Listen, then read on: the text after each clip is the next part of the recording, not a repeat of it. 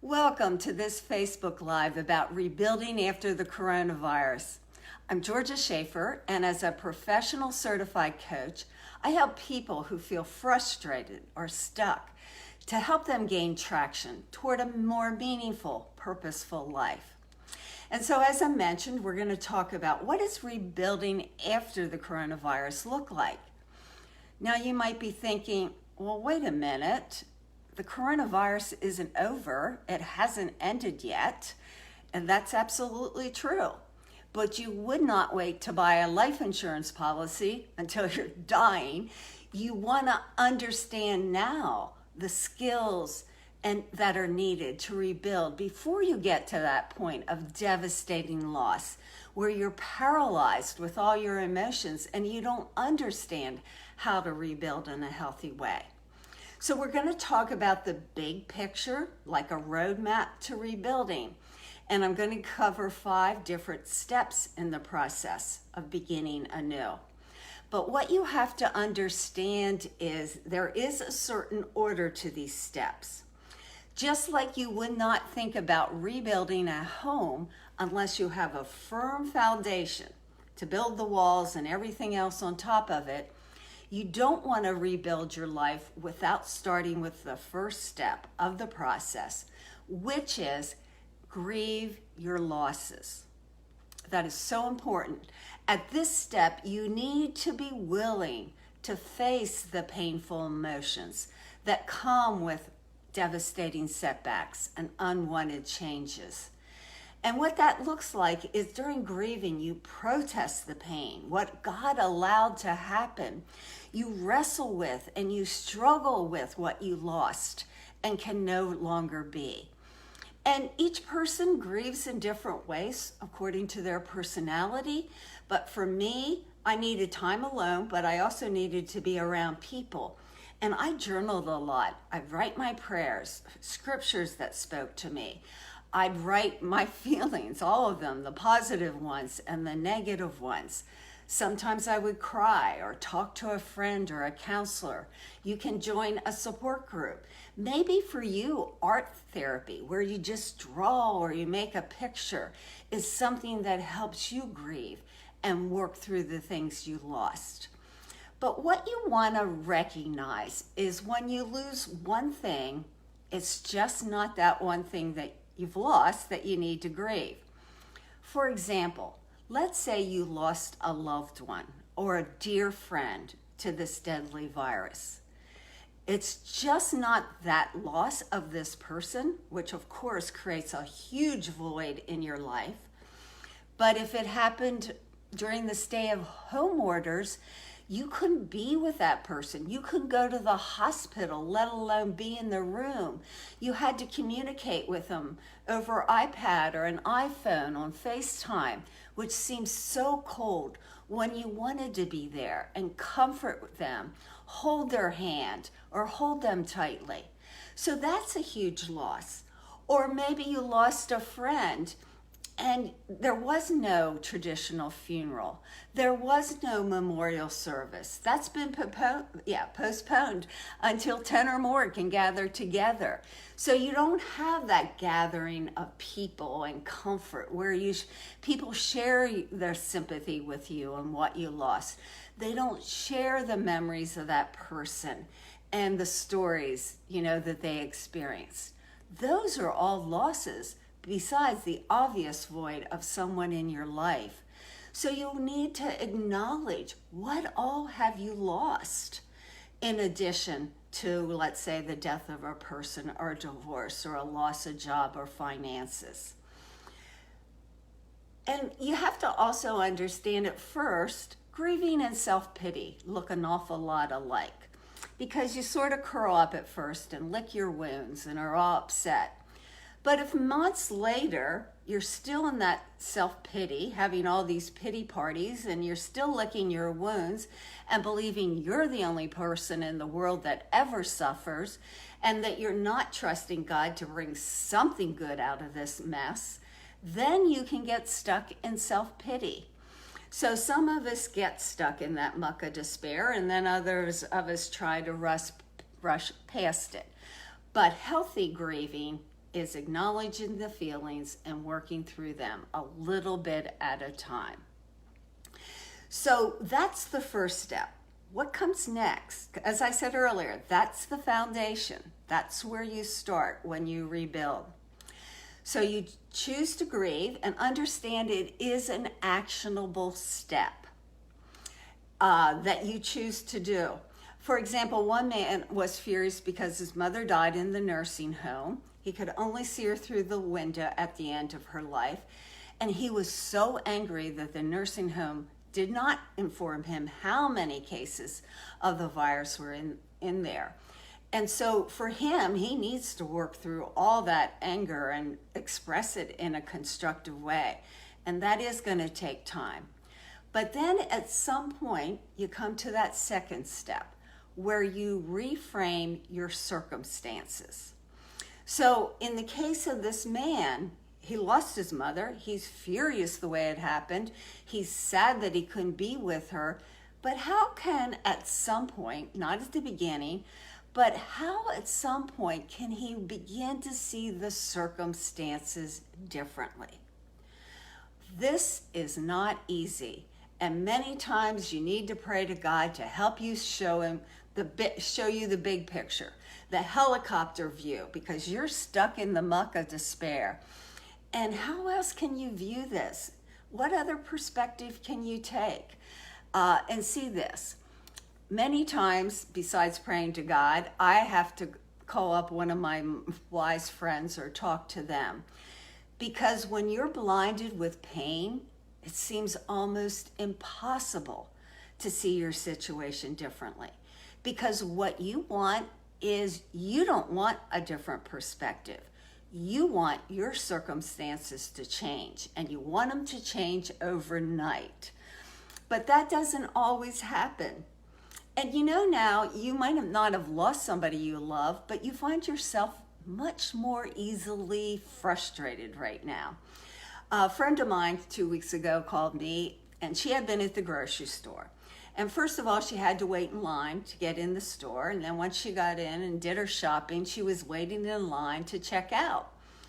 And as she was waiting patiently, someone darted in front of her, pushed to the head of the checkout line, didn't really say anything other than look back and say, "I'm in a hurry." Well, my friend was furious. She was very irritated. And so she yelled back, "Well, don't you think I might be in a hurry too?" And so I talked to her hours later, and she was still at that moment resentful about this person who had the guts to, get in front of her with only, "Hey, I'm in a hurry" kind of comment. But it was this comment written by Ann Voskamp in her book, The Broken Way, that helped my friend shift her perspective. And Anne wrote that sometimes it's important to see people not as being difficult, but that they're having difficulty. It's at a difficult time in their life. Maybe that man, that I just talked about, he was so irritated that he didn't know how many people were sick at the nursing home. He could have been that person who was uncaring. And so it's not easy to see somebody who we're sure is being difficult, but realize maybe they're having difficulty. Or like I said, maybe it's not about a person. You just want your situation to change. You want your husband to, shape up and be more understanding, or you want God to miraculously heal you, or bring you that job overnight, or take away the pain of losing your husband. But that doesn't always happen. But here's the deal. When your world is turned upside down and you're suffering and you're under a lot of pressure, that gives you the opportunity to grow deeper roots, draw closer to Christ, and have Him sustain you through what's a very difficult time. Because when you grow those deeper roots, not only will you sustain this devastating loss, but whatever else you face in the future. And so that takes us to the third step, which is transform your pain. So we said you need to grieve your losses, you need to acknowledge them, work through the feelings. You want to reframe your situation. You know, like my friend, how can you see this difficult person in a different way? And then you want to transform your pain. Because many times you're certain this loss is going to destroy you. The sadness is going to kill you, or your anger is going to kill somebody else. But if you can be open and cooperate and surrender, which is far from easy, and allow God to transform you. Because here's the deal. When our life is easy, that's not how we get better. That's not how we grow into a better person and develop our character. Because when life is easy, we get complacent and we just sort of go with the flow. But when you're under a lot of pressure, and like I said, it forces you to grow those roots. It forces you to become more passionate, compassionate to people. It forces you to be more understanding how others are suffering too, that it's just not you that's going through that experience, how it helps you develop an inner strength in the Lord you never had before. That's how you begin to transform your pain into real positive gain. So what's the fourth step? So we talked about choosing to grieve, reframing your circumstances, transforming your pain, and now we're talking about risk-making changes. Because here's the deal. When you go through these trials and tribulations, so to speak, that's not easy. As we said, grieving's not easy. But guess what? Stepping out into the unknown is extremely comfortable too, because it's dark and you don't know where you're going to land. Or if you're in that dark tunnel and you don't know where the door is, you know, you're frightened. And so now I'm saying take the risk to make some changes. Well, that's not easy. One of the things one of my friends has asked me to pray recently, now that we're slowly opening up, she's asked me to pray for calendar wisdom. That she's liked in some ways this time that she was forced at home. She's liked the ability to enjoy the simple pleasures that before she rushed through in life. So she's saying to me, pray that I have calendar wisdom. And I don't say no to everybody's desires, be it to volunteer or something somebody wants me to do to meet their expectations. But here's the risk that she's going to have to take to make that change. This is a person that loves to please people. This is a person that loves to meet the expectations of others. So now if she says no to somebody who's very used to her always saying yes and going along with the flow, what do you think's going to happen? They're going to be disappointed. They might be upset at her. They might even attack her. So you talk about taking a risk to make some changes. For her to strengthen her no muscle in this new phase of COVID, that is going to be a real challenge. And often what happens when we step out there, we have the courage to take that first step, it doesn't always go well. Or we reach that plateau and we think, you know what? Nothing's going to ever change. I'm not really going to be able to do this. I'm not going to really be able to change my habits.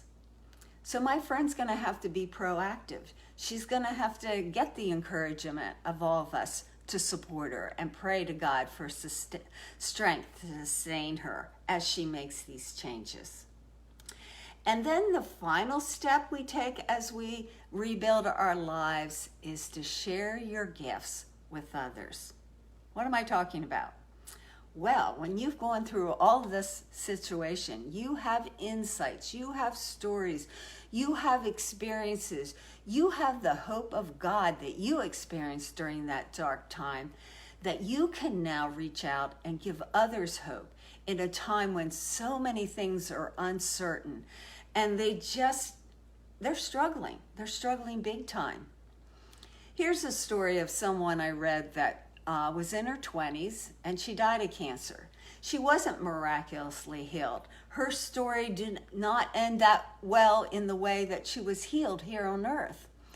But in the midst of the struggles that she endured, in her last days, as she was lying in her hospital room, sharing the room with another person, and the girl who was dying, her name was Lori, and the person who was in the behind the curtain in her hospital room was Lillian.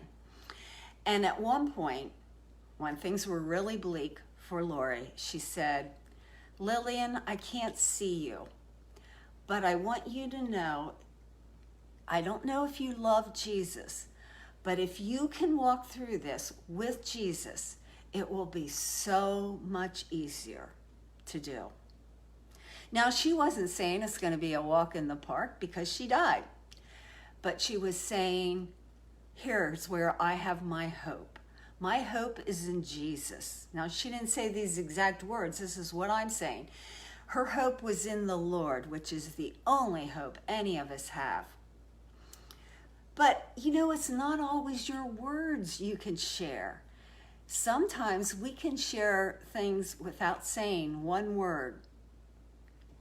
Years ago, when my son was graduating from college, he was looking back over his years in college, and he wrote a note to his father and one to me. And in his note to me, he said, "Mom," he thanked us for all the things we did, but Mom, he said, "Mom, you taught me to trust in the Lord and rely on him." Now, I incorrectly, what I found out later, incorrectly assumed it was all the Bible stories I read at night before he went to bed, or how we prayed in the morning before he got on the bus.